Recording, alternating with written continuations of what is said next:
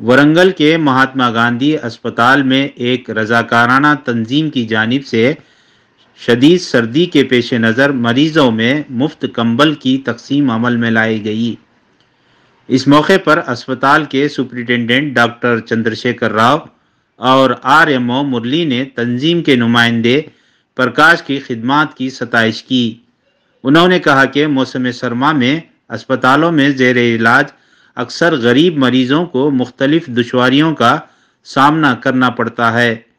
इस तरह की सूरत हाल में गरीब मरीजों की इमदाद काबिल सताइश इक़दाम है। उन्होंने कहा कि कंबल की मुफ्त तकसीम जैसे प्रोग्राम नौजवानों के लिए एक मिसाल है।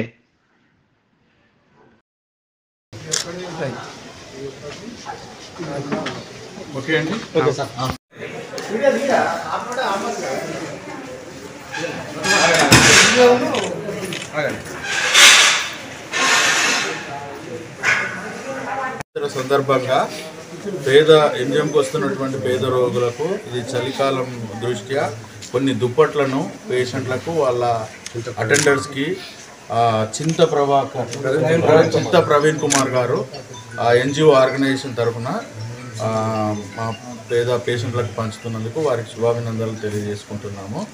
సో ఎవరైనా ఈ ఎంజిఎంకి సహాయపడదలుచుకుంటే వచ్చి నన్ను కానీ ఆర్ఎంఓ కానీ సంప్రదించవచ్చు. ఇది ఒక మంచి కార్యక్రమం, ఎందుకంటే చలి ఉష్ణోగ్రతలు బాగా పడిపోతున్నాయి.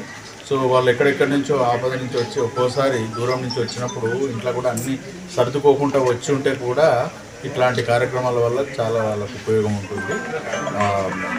మేము ఇట్లాంటి కార్యక్రమాలు ప్రోత్సహిస్తూనే ఉంటాము.